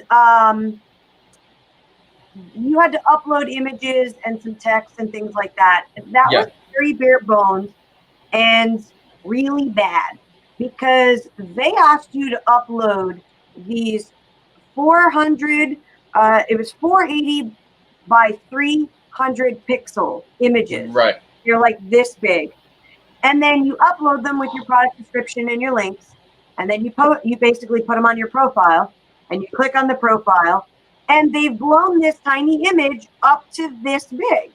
Right. So all of my like previews were super pixelated. It looked like crap. So in the back end of things, there's a whole lot of room for improvement, because like the framework on it was not great. I spent like 6 hours trying to upload stuff so it looked good, trying to figure out settings to make the images come out better, and it wasn't. So the execution back end was terrible, but they had 2 months to put it together, so live and learn. Right. After all the crazy rumors of this not happening, this not happening, this not happening, they're like, oh, we're going to do it. Well, here's what you And so they basically had, I was notified. Yeah, exactly. Everything looked distorted. So I was notified about the cancellation, I think, like when everybody, a little bit before everybody else, simply because of me being an exhibitor. So that was like end of April, I think. Okay. Yeah. And then they basically had like 4 weeks to make this entire framework. And then we had from June 26th to July 13th to upload our stuff. Mm-hmm. And it wasn't like it was complicated, but it was the fact that there was barely any instructions there was no DPI, there was no information for these uploads. So I basically spent hours going back and forth with all of these, and it made no difference. That aside, I absolutely hated how they had the exhibit hall, because it literally was a giant list, an absolute giant list. Right. And you clicked on online exhibit hall and you had a list in alphabetical order. It wasn't even by booth number. Yes, it had the booth on there, but you couldn't search on booth number, which is why I didn't publish my booth number, which has been the same booth for the last, 11 years. Right. And then yeah, what was the point of putting a number up there when you couldn't even search by number? Yeah, you had to do the Control F, find it through Google. Right. But then on top of that, they did have, which was cool, and they should have just went with this, but they had an exhibit hall map. Yes. So if you clicked on the exhibit hall map, all of the booths had numbers. You click on the number, or you click on the booth number, and my little logo would pop up on my booth. And then it says, see more information. So you click on it, and then it would bring you to my profile page. But they didn't tell you that that was a thing you could do. There wasn't anything virtual about it. And there was I don't know a whole lot about what other artists did, because I was kind of neck deep on everything on my end. But as far as I saw, unless you paid and were approved, there was no advertising for anybody unless you paid for it, which is the typical San Diego thing, which is fine. But we don't have hundreds of thousands of people walking through browsing. Right. We literally are a list. Like, we're like list of just names. And if you don't happen to know the company's name, how are you supposed to find them? Mm-hmm. And there was no advertising of artists. I couldn't even find an artist alley, like an artist alley section. I'm in the exhibitor section because I have a booth. And so I was really, yes, it was all for free, and there you go. But I honestly, 99, if not 100% of my sales came from me, not from San Diego. I don't know that there were any sales off of the San Diego website through them. It all came from me, my social media, and it really, I was really disappointed about it, because all they seemed to promote was, I didn't even see exclusives for toys. All they promoted were the panels. Oh, we're going to have this panel, we're going to have that panel. And every morning there was an email newsletter saying, this is our programming for the day. And it was all about the panels. Like, oh, this panel's going on this time, this panel's going on this time. But there was nothing like a spotlight of this artist or a spotlight of that product. Or, hey, here's a couple, even if you pick 10 random vendors or artists and say, check out these guys, check out those guys, or have a rotating list, in a banner that's just random from that list. That's not hard programming to do. It's pretty easy. So on the vendor / artist side, it really felt flat. If you didn't put the work in like I did, you weren't going to get any sales from it. And as it stands, I only made maybe 10 to 15% of what I normally make at San Diego through these Comic-Con at home days. Because so pretty much without you self-promoting yourself on a daily basis, pretty much, and you don't even know which people came from San Diego side to your website. So you don't even know where the numbers are for that little. Well, I know. The only reason I know is because you know your numbers from your promoting. I know my numbers from my promoting, and I know the names because they were all people that interacted with me on all of my social media. Correct. There's maybe two sales that I don't know the person's name, that I don't know where that came from, but I did a 3-hour live stream for a preview night. I took Thursday off to catch up on some of the exclusives. I had new releases of exclusives every single day, and it was except for today, and it was multiple exclusives. I had 2 T-shirts, keychains, sketchbooks. I had more exclusives this year than I've ever had before. I had more new stuff this year than in the last 10 years every show, because I knew it was going to be a hard sell, because you're not going to have the people that are going to walk by and go, oh, ooh, you know. Right. You're not going to have that. You don't have the passerby to take a look, to be like, oh, I'm interested in this, and to come back later to purchase it. That might not have even known that I was going to be there. I mean, like, knew of my artwork, but had never seen me at a show. Correct. So I expected 10 to 20%. I expected that. So I fell right in about the middle of it. So it is what it is. I mean, I'm not broke and I'm not going to get evicted. So it did its job for this week.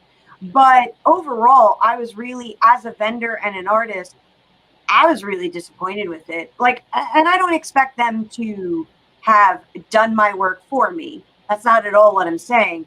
Right. I'm saying having a little extra help with them promoting of artists at all. Right. I mean, I didn't see DeviantArt on anything in Artist Alley, and they do Artist Alley every year for the last 10 plus years. I didn't see anything of that. And I didn't really even see any other artists that I knew really promoting a lot on social media or doing live streams like I was, because I did 4 out of 5 of the days I did 4 out of 5 live streams. So, I mean, but again, I was neck deep in it, working 12 hours a day and then live streaming at night so that I could get all of this stuff out. I mean, I saw other artists do their regular streams, but I didn't really see any that were really jumping on this Comic-Con at home sort of thing where, you know, I put up prints behind me and I dressed up like I was at a show. I think a lot of artists were like, whatever, at that, and then did whatever, you know. But again, that's just my small circle. Well, let's talk to Michael, because Michael is one of those fans also hunting for exclusives. And I believe him and his crew had just as difficult time as you did to find and hunt of exactly what you were going through. Michael, tell us about your experience with the San Diego Comic-Con at home.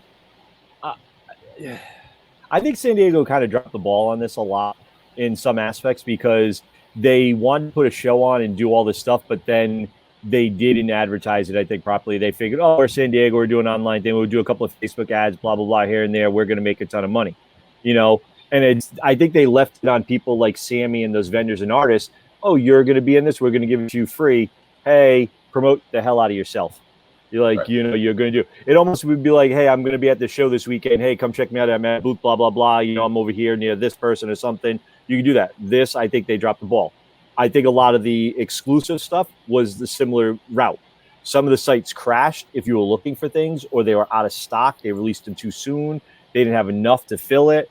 I know J-Bo is like upset with Funko, and he's expressed that, you know, disinterest everywhere possible. We get it, J-Bo. Move on. But they did drop the ball, and you would think Funko, being such a large company that does, you know, exclusives all the time, they would have figured out how to get that to their fans and not bots. So I know that was a thing. The stuff that even got sent to the stores didn't get there on time. Stuff came late. Now we've got fans sitting at the door. Some stores didn't even get their stuff till right away. And then they're like, oh, sorry, we don't have it. Come back another day. Well, we don't know.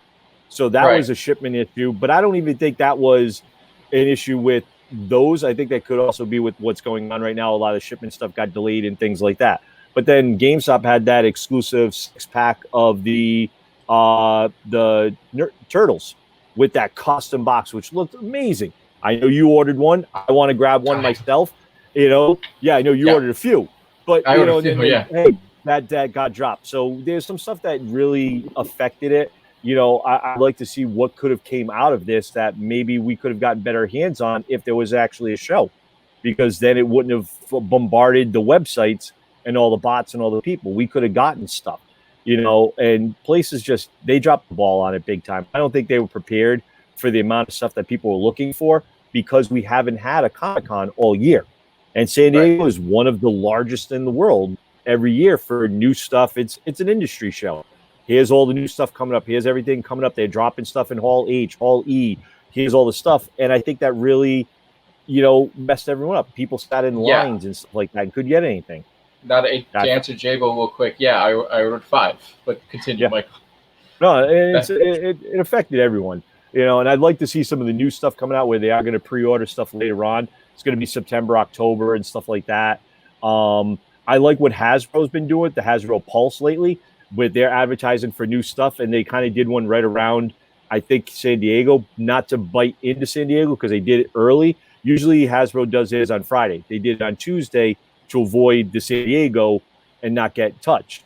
But it was interesting to watch like certain companies literally just use it as a preview instead of just doing sales and just promote and say, by the way, granted, we're not going to get those crazy ass numbers and we'll have a freeze on all of our websites. At September, you guys can all make a regular purchase and not have the crazy overpriced, overstocked toys that everyone was going through. And we saw Hasbro and I believe 2 other companies do exactly that. While you saw more than anything, Netco didn't even promote anything, but actually release old toys from last year's San Diego Comic-Con on Amazon. We watched certain companies re-release last year's toys on Amazon just to deal with San Diego Comic-Con numbers. Toys that were exclusive that you couldn't buy anytime soon. I know. I bought the 4-pack of Turtles and the Baby Turtles that were supposed to be sold out. But that also tells you how bad they didn't sell last year. That means they didn't sell last year. So they were like, hey, let's take advantage. We're not going to drop anything now. We're going to preview some stuff, order some stuff, and then we'll eventually ship it. And I think that helped them, some of those companies. Now, hey, people looked at this stuff. Oh, you had this from last year. I didn't get a chance to get it. It was sold out. Flippers are flipping it for like 3-4 times the value. Now they had a shot at it, which was a good idea. I think it's great. You get away from the scalpers. I think that was great for vendors and everything, for guys who are collecting. You steer away from the scalpers or those people that specifically go to San Diego Comic-Con. That's why no sticker now says San Diego Comic-Con exclusive. They now say convention exclusive, because you can get them at 2 to 3 other conventions after San Diego, which we thought that was always Sam and I have always seen that sticker change throughout the years. It doesn't say San Diego anymore. Yeah. It just says convention exclusive, because we all know it'll end up in stores and it'll end up at New York Comic-Con with their leftover inventory. It's smart. It's a smart way to clean out inventory from other shows and from past years. And now you have this, and fans are clamoring for stuff that they couldn't get. And maybe that was like, oh, that was the holy grail I was looking for. You found your Turtles. So it's not bad, Yes, but unfortunately, guys, we're at the time. We're sort of at the end. At this point in time, we'd like to give everyone a nice little shout out. So if you got here's the time to come and promote yourself. So we'll start with our lovely guest first. Rafael, where can they find you? Where can we get to you? Tell us where to find you next. Okay. It's like the Brady Bunch. Well, the easy way to get to easy way to